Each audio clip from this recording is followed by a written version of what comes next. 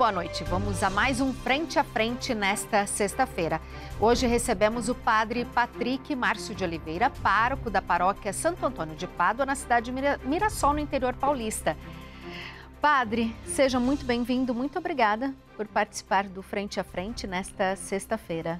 Muito obrigado. É uma alegria estar aqui com vocês e podermos partilhar um pouco da vida da igreja e tantos outros assuntos. Padre, como o senhor define a nova evangelização no contexto atual que a igreja vive? Hoje nós estamos vivendo um tempo secularizado, principalmente onde a informação ela acaba se polarizando. São várias ideias, vários pensamentos e é necessário olharmos realmente para a nova evangelização numa perspectiva que as pessoas compreendam aquilo que elas estão recebendo como mensagem, que eu acredito que é uma grande dificuldade hoje, talvez, da nossa igreja. Essa era a minha próxima pergunta. Vou aproveitar o gancho do senhor. Qual que é o maior desafio? Porque os tempos mudaram. Mudaram para tudo e também, inclusive, para a evangelização. Com certeza. Se há, talvez, certos receios, preconceitos, tabus, a forma e a maneira pela evangelização. Mas o conteúdo, ele continua sendo o mesmo. A igreja, a doutrina, os seus ensinamentos. Mas a comunicação, a forma com que isso chegue, tanto aos jovens quanto a pessoas desse tempo, do século XXI, é uma urgência nós discutirmos e falarmos sobre isso. Como fazermos isso? É a proposta, hoje, talvez, aqui nesse diálogo que nós tentaremos discorrer. O senhor é muito jovem, é um padre jovem. O senhor é mais antenado às redes sociais, usa como recurso para chamar os leigos e para evangelizar?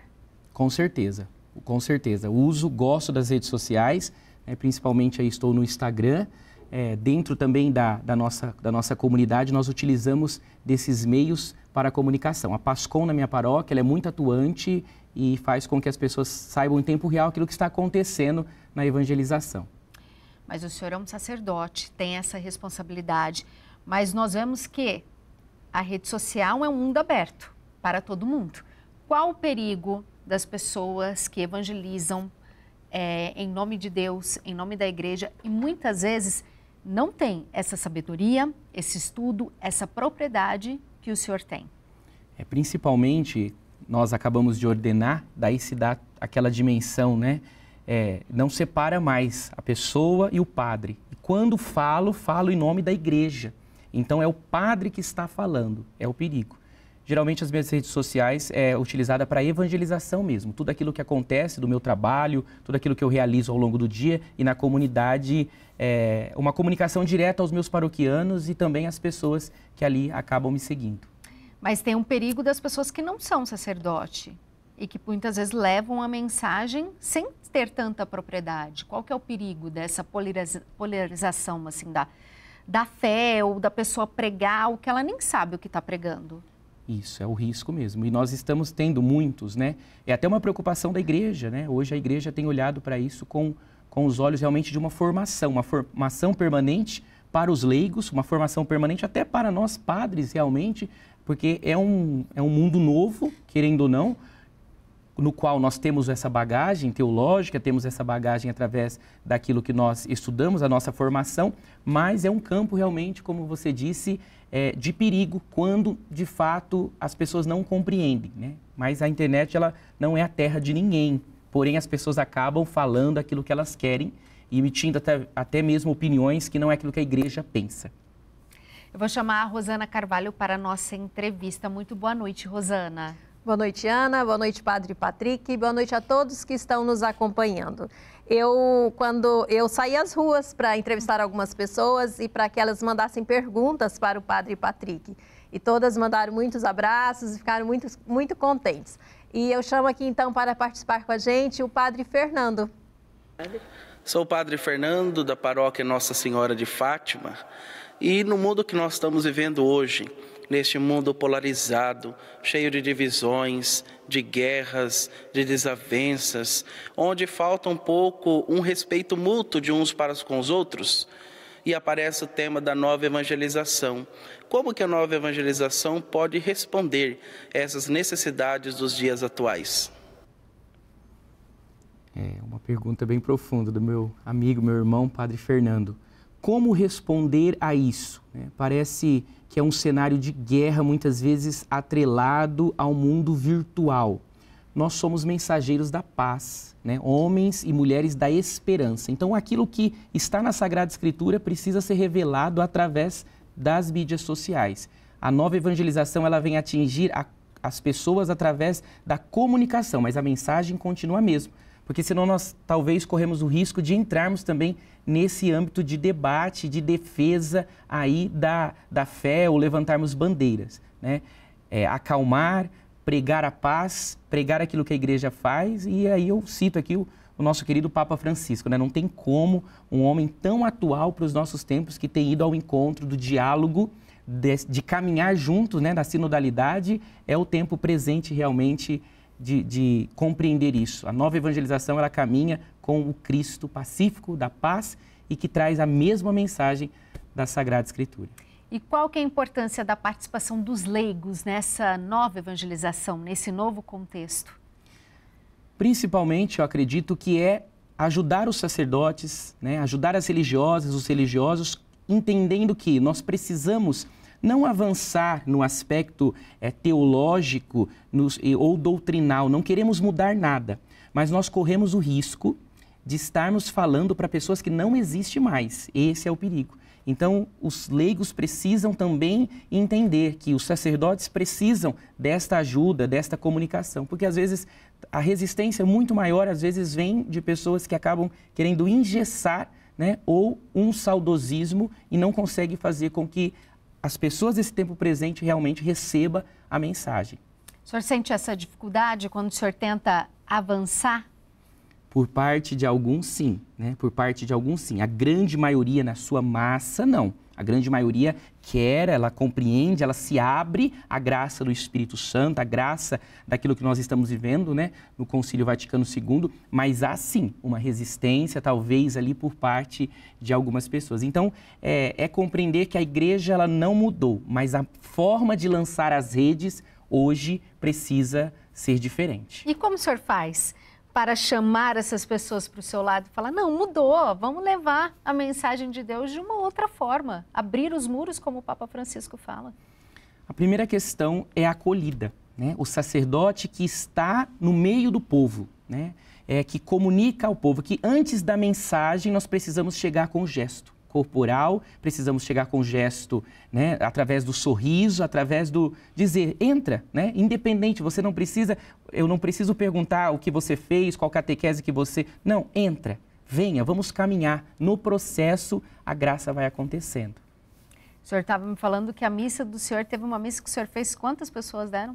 Aproximadamente 3.000 pessoas. Eu tenho uma missa lá mensal com essa quantidade, 2.000 e pouca a 3.000 pessoas. Mirassol é uma cidade, a gente aqui na Rede Vida, o Brasil inteiro assiste. Então, para situar um pouquinho as pessoas, Mirassol fica no interior paulista, mais ou menos quantos habitantes, Padre Patrick? Umas 60 mil, um pouco mais, 60 mil habitantes. E o senhor acredita que essa quantidade de gente que está indo até a celebração do senhor também é muito por essa divulgação que o senhor faz nas mídias, por esse chamado aos jovens que o senhor tanto sabe falar essa linguagem, resgatando os jovens para a igreja? Eu acredito que sim. Eu costumo chamar lá de querigma, é o anúncio. Claro que todas as missas, são missas um pouco com louvor, com essa parte mais didática, A Santa Missa é a Santa Missa, mas eu digo que é o querigma. A partir da experiência, que talvez de pessoas que nunca vieram na igreja, ela se sente despertada, a vivenciar essa caminhada de fé, Mas primeiro ela precisa receber esse anúncio. O querigma, ela veio, olha, mas de que maneira? Já não é mais aquela comunicação do passado, mas é uma comunicação que fala também com as emoções e que fala com a parte espiritual. E depois vem o discipulado, o caminhar, E nós temos frutos disso, Esse ano, 97 adultos vão receber os sacramentos. Dentre eles, 28 vão batizar e os demais vão fazer primeiro Eucaristia e Crisma, pessoas que estavam afastadas da igreja, Expressamente um número assim que nós estamos muito felizes, porque são adultos que estão voltando para a igreja, mas partiram de um querigma, de um anúncio. Alguém anunciou e agora eles querem fazer o caminho do discipulado. E o senhor conta com a ajuda da Pastoral da Comunicação e outras pastorais para dar continuidade a este rebanho que o senhor está captando. Isso, com certeza. Os leigos são bem atuantes, mas é claro que tudo aconteceu, está acontecendo de maneira rápida e aí nós precisamos da formação, né? Claro, porque é uma missa cativa, temos aí tantos outros movimentos, né? Como acampamentos, outras tantas realidades pastorais que vai surgindo, mas e depois nós precisamos no discipulado, na caminhada, né?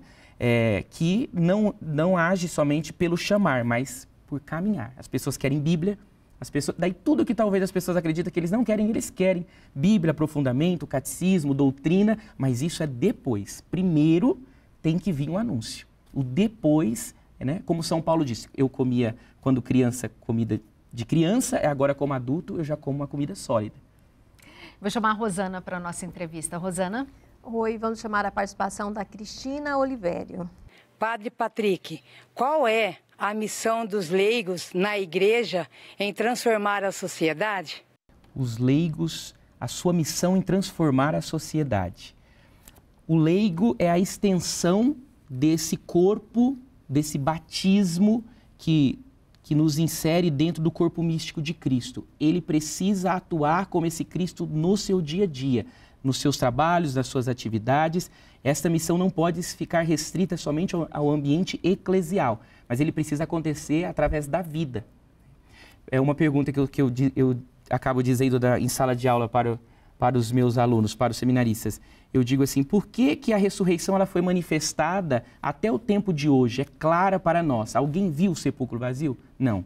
Mas a maneira pelo qual nós ouvimos lá em Atos dos Apóstolos. Olha como eles se amam. A maneira com que eles vivem, testemunham aquilo que a igreja prega, aquilo que Cristo prega. Então, o leigo na sociedade é isso. Olha como eles se amam, olha como eles vivem diferente. Olha como eles têm um testemunho pessoal, não só do que rezam, mas do que vivenciam, experimentam e praticam. Padre, como que a liturgia pode ser um instrumento eficaz nessa nova evangelização? A liturgia, ela é o ápice, né, da fé católica, compreendida como o culto agradável a Deus. Esse culto precisa compreender que não depende de nós. Ele por si existe, acontece, né? O sacrifício único de Cristo na cruz, naquilo que nós dizemos respeito à Santa Missa. Quem encontra verdadeiramente com o Cristo eucarístico, através da Sagrada Liturgia, através de tudo aquilo que a Igreja nos propõe a vivenciar, não se aventura em outros lugares. É necessário o querigma, mas é necessário também esse encontro com o Cristo na liturgia, na tradição da Igreja, né? Que é isso que nós temos como a nossa base de fé. Qual a importância, Padre, das crianças participarem da catequese, de ter essa formação desde pequeno? Talvez é uma palavra, ou a gente já disse uma frase, né? Os pais são os primeiros catequistas. E acabamos repetindo isso, os pais são os primeiros catequistas. Mas muito mais do que aqueles que ficam ensinando as orações, é preciso que o convívio familiar se remete a uma igreja doméstica. Ou os pais que vão lá e levam a criança na catequese, mas não experimentam isso. Eu já tive casos de pais dizendo, padre, meu filho disse, nós precisamos ir na missa, né? Eu tenho uma missa lá chamada Missa das Crianças, né? E nós temos uma didática e as crianças querem ir na missa. Padre, eu quero ir na missa. Então, precisa partir pela vivência e pela experiência dos pais, né? Somos espelho? Com certeza. Os pais é o espelho de vida de oração, um altar em casa, aquilo que nos remete ao sagrado, isso muito vai se tirando, uma oração antes das refeições, né? Lembrar do dia sagrado, assim como hoje vai-se na escola, hoje é o dia do índio, hoje é o dia... A família cristã precisa falar, né, dos santos que estão sendo celebrados naquele dia e ali também catequizando. Não pode ser só uma troca, porque a catequese antigamente se restringia ao... Você dava o livrinho, a criança decorava e pronto, está pronto para fazer primeira Eucaristia, ou crismar. Não é mais essa a realidade. As crianças são outras e a tecnologia está muito presente. Dá para aliar essa catequese com a tecnologia para a criança se inspirar e motivar a continuar e ficar na igreja? Com certeza. Nós temos nós nos encontramos nos meios digitais, muitos programas até infantis, católicos, desenhos cristãos, e isso é necessário abordarmos e encontrarmos e alinhar isso conosco, soma como um auxílio necessário, né? Não tudo, né? Não, eu falo que o livro continua, a base continua, mas a criança que fica o dia inteiro, né, no computador, no celular, isso ajuda muito. Nós vamos para um breve intervalo, mas voltamos já já. Vamos com Frente a Frente. Hoje eu recebo o Padre Patrick, da cidade de Mirassol, no interior paulista. Padre, terminamos o bloco falando do exemplo dos pais em relação às crianças na catequese e o vício também do celular. Uma sociedade moderna, uma sociedade com várias constituições, com várias realidades sociais em várias áreas. Como a igreja pode se adequar a esse desafio social de várias realidades, da periferia até outras realidades, aos moradores de rua? São tantos eixos para a igreja se encontrar. Como levar essa mensagem a todos? O que nós não podemos perder é que a igreja se dá pela experiência, em comunidade, na partilha. Ficar só no âmbito digital ou nos âmbitos sociais é um perigo, porque nós acabamos não entendendo aquilo que ouvimos da palavra. O verbo se encarnou. É um meio, mas não é o fim. Porque também o celular, a tecnologia, ela gera dopamina, ela gera uma ansiedade e aí, ao invés de evangelizar, de chegar no meio, eu fico ali ligado a uma igreja, talvez, que seja digital e não uma comunidade eclesial que acontece na sua base. Nós precisamos evangelizar, mas nós precisamos ir para o âmbito eclesial. Se toca na experiência, na comunidade, nos mais necessitados, nas obras sociais, para não ficarmos somente nesse campo, né, digital. Então, é necessário realmente utilizar para ter esse encontro pessoal e esse encontro pessoal fazer com que dê frutos na comunidade, na preocupação com o outro e na necessidade do meu irmão que está sofrendo também no sentido social. Nesse sentido social, eleições, qual que é o nosso papel, o papel também da igreja nessa orientação sobre a importância de exercer a democracia e avaliar bem quem a gente vai colocar e votar lá na urna? A leitura, acredito que esta semana ainda dizia: meus irmãos, como Paulo disse, um diz eu sou de Paulo, eu sou de Apolo, de quem eu sou? Eu sou de Jesus Cristo. Compreender os valores que nós acreditamos e procurar encontrá-los aí, aquilo que a igreja fala, aquilo que a palavra fala e procurar nas propostas, tentar encontrar o que mais se aproxima com a nossa realidade cristã. Porque o nosso papel, a igreja tem a doutrina social da igreja, nós devemos ler, temos Rerum Novarum, tantos outros, que nós podemos nos aprofundar e entender que a igreja tem esta preocupação. Porém, ela não tem bandeiras, né? Nós temos que ter esse discernimento do Espírito nessa caminhada aí de escolhas. Vou chamar a Rosana para a nossa entrevista. Tem perguntas, Rosana? Sim, temos pergunta. É da Renata Barbosa. Ela fala como a igreja pode atuar na conscientização ambiental e no cuidado com a criação, padre. A casa comum, né, é também o cuidado de Deus, é onde Deus habita. E se nós somos templos do Espírito Santo, nós precisamos compreender que, a partir da experiência com Jesus, essa experiência não se restringe a uma bolha. Ela faz com que eu consiga transformar o lugar que eu vivo, o cuidado com a casa comum, o cuidado com a natureza, o cuidado com o ambiente, mas primeiro porque eu fiz uma experiência com alguém, esse alguém que me transformou num todo. Então, se me transformou num todo, é capaz também de fazer com que eu transforme o lugar que eu estou vivendo. Mas nós temos pequenas responsabilidades diárias com o cuidado da casa comum que o Papa Francisco tanto pede para a gente zelar. Nós vimos o Brasil em chamas e não faz muito tempo, faz o quê? Uma semana, 15 dias, e alguns lugares ainda continuam e possivelmente por causa da ação do homem. Como passar por esses tempos? Como ter essa consciência que é nosso planeta, a gente precisa da árvore, da água, de uma terra sadia para podermos comer o que se colhe e se planta? Às vezes a gente diz assim, vamos jogar o lixo fora. Mas jogar o lixo fora para onde? Sendo que o lixo está dentro desta casa que eu faço parte.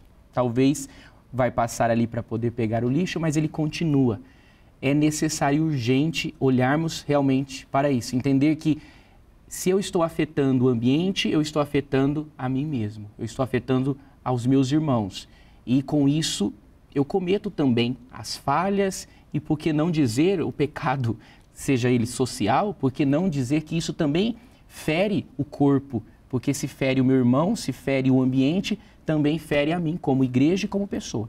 Como o senhor acha que a igreja, os sacerdotes, os bispos podem atuar nessa conscientização das pessoas sobre a importância de cuidar do que é nosso? Eu acredito que é partindo da própria comunidade, né? Se lá é um lugar de encontro, não só no âmbito religioso, mas no âmbito de conscientização, se nós desenvolvemos tantas atividades sociais, se nós temos esses encontros de tantas pastorais que olham também para a necessidade física, não só espiritual, é um ponto de partida muito grande, porque se a comunidade ela é consciente, nós vamos conseguindo transformar o lugar onde o leigo trabalha, nós vamos conseguindo transformar o lugar onde as pessoas estudam, as crianças, os jovens, e com isso, quem sabe, né, a comunidade vai mudando toda essa mentalidade. Quando a gente pensa em sociedade, mentalidade, a gente vê muitos conflitos. O senhor acha que estamos ficando egoístas, pensando só cada um em si e esquecendo do próximo, do diálogo, do olho no olho, de ver aquela pessoa que está precisando? Com certeza. Isso é do tempo presente, né? Basta nós vermos a nossa realidade, as nossas casas. Antigamente as casas eram grandes, as casas eram feitas para receber pessoas. Hoje não. Quero tomar um café? Vamos lá tomar um café fora da minha casa. Eu já não dou mais abertura para que as pessoas entram, mas que elas estejam no portão, né? Através dos lugares que eu levo, a cada um com a sua televisão no seu quarto, a família já não se senta mais, e aí vai individualizando o ser humano, que é um ser de relação. Se a trindade é comunicação, logo nós estamos se fechando. E por isso que estamos adoecendo. Essa é a realidade, adoecendo. Temos tudo dentro de uma bolha. Precisamos voltar a olhar olho no olho e dar importância aos momentos com as pessoas que amamos para não adoecermos tanto? Com certeza. Precisamos voltar o quanto antes ao convívio social. Não fragmentado, mas o convívio social verdadeiro. Repito, talvez o padre está redundante, mas o convívio social através da experiência. Com Cristo, mas com o outro. Se eu não tenho relações profundas, de diálogo, de sentir, de se colocar no lugar do outro, da dor, como eu vou poder, de fato, experimentar esse amor? Ele vai ficar somente no campo cognitivo. Vou chamar a Rosana para a nossa entrevista, porque eu vi que tem perguntas de Mirassol, Rosana. Sim, temos pergunta da Dulce. Padre Patrick, fiz o acampamento com o senhor e tive minha vida transformada. Gostaria que o senhor falasse sobre a experiência transformadora do acampamento. O acampamento é uma realidade agora nova da evangelização, né? Da nova evangelização, nós podemos colocar assim. Tentamos em 4, 5 dias, né, passar a experiência do querigma, do anúncio, de tudo aquilo, mas motivado através de coisas que acontecem, né, no seu dia a dia, partindo através de desafios. O padre não pode adentrar muito, mas fica aí o convite para que as pessoas façam e se interessem pelo acampamento. Transforma a vida, não o acampamento, mas a experiência que acontece lá. É um momento de profunda intimidade com Deus e a religião? Sei que o senhor não pode se aprofundar muito, mas só para o senhor dar uma pincelada para quem está assistindo a gente ter vontade de participar do acampamento, seja onde for na sua cidade, mesmo que não seja com o Padre Patrick, mas é uma coisa comum em várias dioceses do Brasil, Padre? Explica para a gente. Isso, com certeza, né? O idealizador é o Astromar, e hoje se está se espalhando nas dioceses. E o que eu diria do acampamento? Até mesmo eu, quando fui para fazer, mas eu já vivi tantas experiências da igreja e tantas outras questões.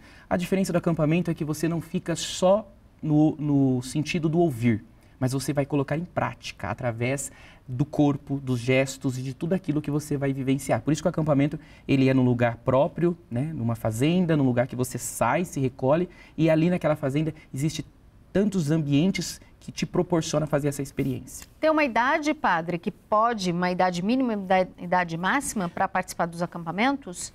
Temos várias idades e dentro dessas idades tem os acampamentos específicos, né? O FAC, o Sênior, que é a partir de 24 anos, se não me falha a memória. Temos acampamento para casais, então já é um leque muito grande aí para as idades. Todos podem experimentar dessa graça. Vai ter acampamento em breve na Paróquia do Senhor? O senhor quer fazer algum convite? Isso, nós teremos acampamento a partir do dia 6 de novembro na nossa paróquia, do dia 6 ao dia 10. As inscrições, elas são limitadas, né? Acredito que dentro da paróquia será por sorteio na nossa comunidade. Mas como você disse, tem outros lugares na diocese que acontece esse acampamento e outras paróquias aqui e missões também que realizam esse trabalho. É uma maneira de despertar em quem participa, talvez, vocações e atuações mais efetivas dentro da igreja, como um papel de leigo? Dá frutos o acampamento? Com certeza. Eu tenho experimentado e vivenciado isso na minha comunidade, em outras comunidades de amigos meus, padres, que vê a forma com que o leigo volta para o trabalho eclesial. Não de viver um eterno momento ali, talvez de euforia ou daquele encontro, não. Mas de fato vai se aprofundando ali e vai se engajando dentro da vida eclesial, em outros carismas, em outras expressões, outras formas de ser igreja, de outros carismas. Mas parte talvez ali por esse encontro rápido, profundo, né, e que dá uma resposta rápida à comunidade. Chamar a Rosana. Rosana? Oi, eu tenho pergunta aqui, é da Ernesta Ferreira, de Mirassol. Ernesta, a Ernesta está perguntando para o padre. Padre Patrick, como ter um encontro com o Espírito Santo? O que eu preciso fazer? Ernesta, você já teve um encontro com o Espírito Santo no seu batismo. O que nós precisamos agora é mexer, é fazer com que, assim como um açúcar no copo d'água, ele venha dar sabor a partir do momento que você mexe, né? E fazer essa experiência aí, reviver o batismo. Quando Nicodemos pergunta como nascer de novo, né? Como eu nasço de novo? É nascer pelo Espírito, é estar aberto à graça de Deus e aquilo que Ele tem para a sua vida. Falamos de fé, de nova evangelização. Qual a importância da oração na nossa vida, Padre Patrick? Eu não conheço com quem eu não falo. Às vezes, nós corremos o risco de entrarmos numa vida de ativismo, principalmente, eu digo eu como sacerdote, se eu não falo com Deus, que talvez eu prego, eu não consigo, de fato, falar com verdade, com o coração. Então, a oração, ela é a base para nós que estamos numa caminhada. E cada um tem um jeito de orar, uma forma de falar. Há os da vida que gosta de se expressar, de adorar no louvor, mas há também as Marias que falam com Deus no silêncio. O campo que você fala com Deus, a maneira, não importa. O importante é a intimidade e que você fale com Ele. Né? Que de fato Ele escute a sua voz e você escute a voz dEle. Orar em família é importante? É algo que precisa ser resgatado também? Orar em família é, com certeza, a base, só que comece por você. Quantas mulheres têm acompanhado, agora que têm acordado para fazer oração nas madrugadas, têm rezado o terço, têm acompanhado, até mesmo aqui na Rede Vida, quantos programas, e você vai cativando a sua casa. Rezar em família, padre, eu queria tanto que a minha família estivesse aqui. Comece por você. Se você começar, vai contagiar todo o ambiente e aí vai transformando as ações da tua casa. Logo vai estar a tua família toda na igreja ou diante do altar rezando com você. Estou vendo que o senhor trouxe um livro, vamos falar sobre esse livro aqui que o senhor trouxe para a gente, Novos Evangelizadores para a Nova Evangelização. Vou pedir para o Chimba focalizar aqui, enquanto o senhor fala o que as pessoas podem encontrar dentro das páginas desse livro. José Prado Flores, esse livro eu tive a oportunidade de lê-lo, né, fazer até um trabalho ainda enquanto seminarista dele, Novos Evangelizadores para uma Nova Evangelização. Prado Flores traz dentro desse livro a questão daquilo que nós estamos debatendo aqui, a linguagem, a forma, e que de fato as pessoas que nos ouvem, elas entendam, compreendam. As pessoas não podem dizer, olha, eu fui e não entendi, porque se Paulo diz que a fé se dá pelo falar, se dá pelo ouvir, Quando eu não ouço, por mais que talvez a fala está acontecendo, o ouvir aqui é o sentido de compreender. Então, o Prado Flores vai se preocupar muito com isso na igreja, porque às vezes eu falo, mas eu não sou compreendido. E às vezes a gente joga para quem está ouvindo. Não, parte de nós que estamos aqui do outro lado. Será que de fato eu estou conseguindo fazer com que as pessoas que estão lá estão me entendendo, estão compreendendo? É aquela questão, sempre foi assim, porque aqui sempre foi assim, porque é assim, porque em não sei quantos, e daí nós ficamos num saudosismo que foi muito bom para aquele tempo. Para esse tempo, há outras necessidades. Com certeza. A gente vai para um breve intervalo, volta daqui a pouquinho. Voltamos ao Frente a Frente com o Padre Patrick. Padre, o senhor falou muito sobre a palavra querigma na nossa entrevista. Mas o que é o querigma e como ele pode ser considerado ponto de partida para a caminhada da nossa fé? O querigma, necessariamente, ele não é um carisma específico ou uma forma com que eu vou ditar. Tal pessoa vai fazer esse percurso, pronto, ele vai se encontrar com Jesus. Não, mas é o primeiro anúncio. A forma que ele se dá é através das realidades, sejam elas eclesiais, sejam elas pessoais, mas esse primeiro anúncio ele tem que acontecer, porque se ele não acontecer, corre-se o risco de ficarmos numa igreja na parte somente racional e não pela experiência. Os discípulos de Emaús, você não percebeu que o nosso coração ardia enquanto ele nos falava a Escritura? Ora, se Jesus estivesse somente falando das Escrituras, sem talvez aqueles discípulos passar pelo anúncio, pela experiência, o coração deles não ia arder e eles talvez não iam reconhecer quem era Jesus. O querigma é o anúncio, a experiência com o Senhor. O depois, daí se faz, aqui o padre disse, né? O discipulado, o caminhar. Mas pular fases corre o risco, talvez, de fazer uma caminhada eclesial, talvez um pouco falha ou meio duvidosa. Como que ele transforma a vida de quem o acolhe? Veja bem, quando Jesus ele faz a experiência de passar frente a uma árvore, estava lá um homem chamado Zaqueu. Jesus não chegou dizendo para ele, você precisa largar tudo, você precisa sair dessa situação de pecado, você precisa abandonar isso, Não, Jesus acolheu. Hoje eu vou estar na sua casa, hoje eu vou encontrar com você. A decisão do que fazer depois partiu de Zaqueu, não partiu de Jesus. O querigma é isso, é o encontro do pecador com o seu Salvador. Não é pelas palavras, mas é pela experiência. E depois a graça do Espírito faz o restante. Como foi que o senhor recebeu a graça do Espírito? Esse despertar vocacional na vida do senhor? A minha experiência, ela daria uma novela e talvez teria que ter outro programa. Eu venho de um berço protestante. É um padre que vem de um berço protestante de uma outra realidade. E fiz a experiência do querigma através das senhorinhas que rezavam os terços na rua da minha casa. As chamadas redes de comunidade, que hoje é as comunidades eclesiais missionárias. Essas senhorinhas se encontravam uma vez por semana e eu, quando criança na rua, me motivou a entender o que elas se unem, por que elas se encontram toda semana para rezar, o que elas estão rezando. E naquele momento ali, eu acredito que o meu querigma, até talvez as pessoas pensam, o padre, pela forma, pela minha espiritualidade, teve uma experiência de oração. Não, foi através do Santo Terço, através das senhorinhas das comunidades, da comunidade das redes, né? Hoje é a rede eclesial missionária. E quantos anos o senhor tinha? De 8 para 9 anos. E aí, como que foi depois desse querigma de tocar e te acolher? O senhor é muito criança. Como o senhor inseriu e conseguiu dar vivência e hoje estar aqui como um sacerdote falando para tanta gente? As brincadeiras na rua já não me preenchiam mais. Eu precisava esperar chegar o dia que essas senhorinhas iam se encontrar. E aí eu já ia lá.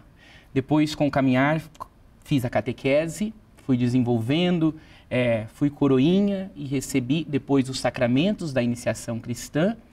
Fui catequista e tudo isso fez com que eu fosse me aprofundando cada vez mais. E quanto mais eu buscava esta palavra, esse conhecimento da igreja, mais eu me fascinava pela Igreja Católica e na sua plenitude.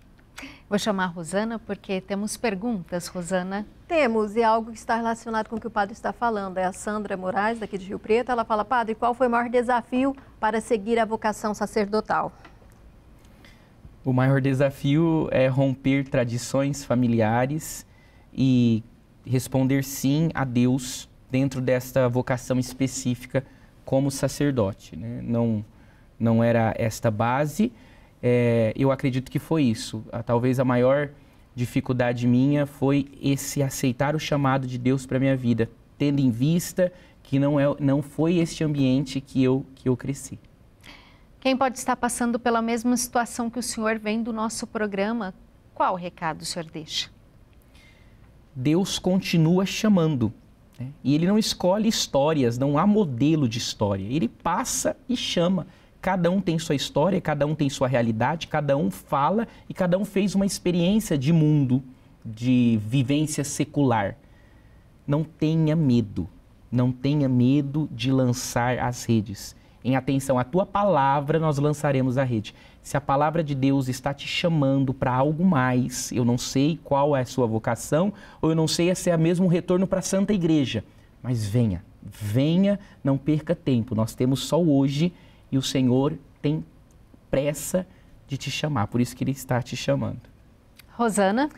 Agora, Padre Patrick, o que o senhor atribui tantos fiéis em suas celebrações? Por que o senhor acha que atrai tantas pessoas? No caso, é a Sandra de Mirassol que enviou essa pergunta.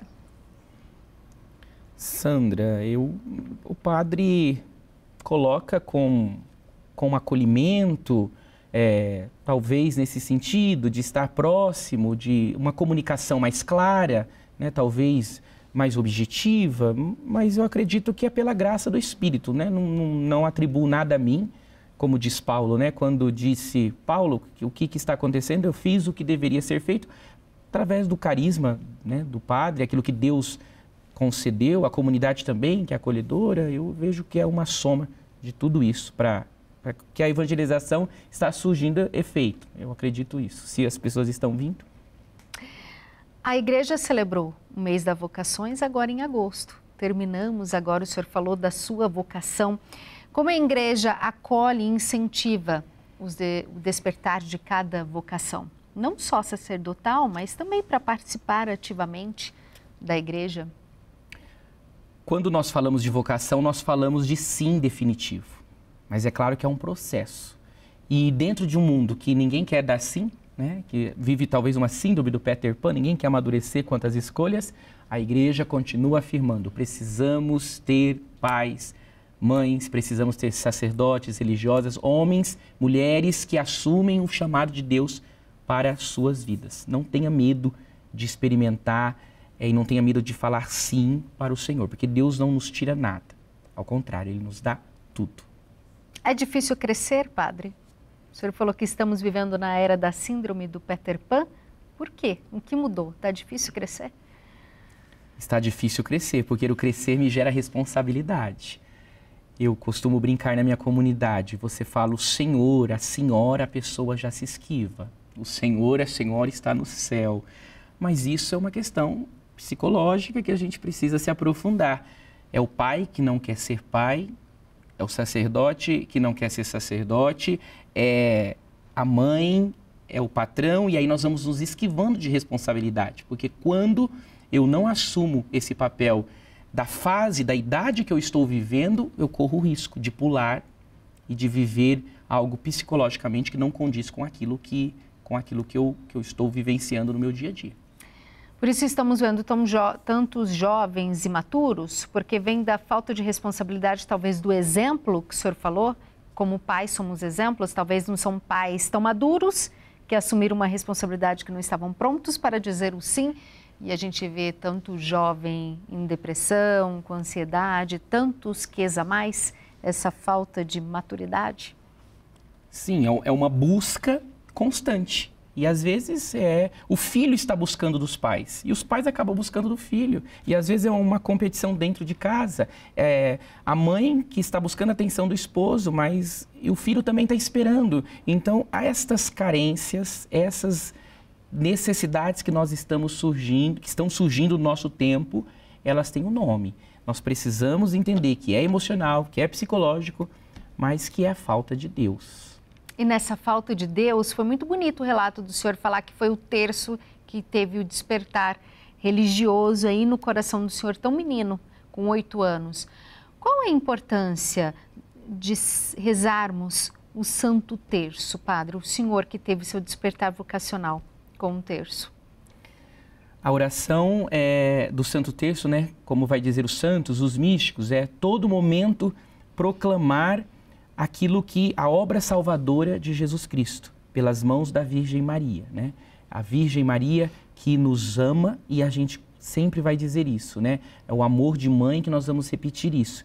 E quando pulsionado por essa repetição, né, que não é uma repetição, mas é um diálogo, nós começamos aquilo que está na palavra começa a surgir efeito dentro de nós.